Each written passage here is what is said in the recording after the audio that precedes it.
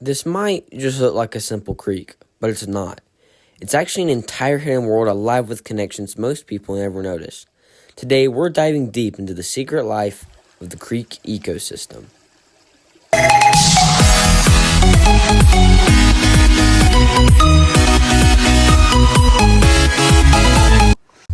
Ecosystems. There's nothing like them. One of the most amazing things in all of nature. Each part of an ecosystem as great as the next. There's many types to these, and today I'm going to be leading you through my favorite type of ecosystem, the creek. Bigger than a brook, but smaller than a river. I'm going to take you through all the stages of the ecosystems. So let's start with chapter 1, the producers. Every ecosystem starts with producers. In a creek, that means plants, moss, and even algae that grows on rocks. They take sunlight and turn into food, pumping oxygen into the water. These tiny green powerhouses are the base to everything else that survives here in the creek. Producers are incredible things, but now we head on to the next stage, which are the tiny but mighty. We move on to the next level, the small critters, snails, tadpoles, and insects hiding under rocks. They feed on plants and algae, becoming food for bigger animals. They might seem small, but without them, the creek food chain would just collapse. Tiny but mighty are incredible parts of ecosystems, but now we head to their predators. Chapter 3, the middle of the chain.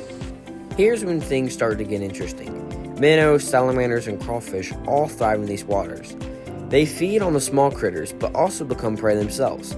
This is balance. Every creature depends on another. I've actually done multiple videos on creatures like this, such as salamanders, crawdads, frogs, and much more like this. So please make sure to go check out those videos. The middle of the chain has got to be my favorite part of any ecosystem, whether it's creek, forest, swamp, dry land, deserts, no matter what. They've got to be my favorite. But now we head on to the top of the food chain, the top of the ecosystem, chapter 4, the predators. And then at the top of the food chain, you've got the predators.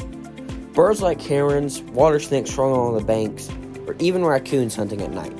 They keep populations in check, making sure no one species takes over. Without predators, balance disappears. Every ecosystem needs at least one apex predator. Without predators, ecosystems wouldn't be balanced. There's a big stereotype on predators, especially that they're the bad guys. There are no bad guys to nature. This is just the way God created it, for there to be balance. Because if there was just prey, they would eat all the food and then they would all die of starvation. We have to have balance in everything that we do, and predators are the balance of the ecosystem. We have one more stage to this. You might be asking, what's above the predators? Chapter 5, the creek itself. But the real star of the ecosystem is the creek itself. Rocks create shelter, plants on the banks provide shade to keep the water cool, and the current itself delivers oxygen every second the water doesn't just flow, it gives life.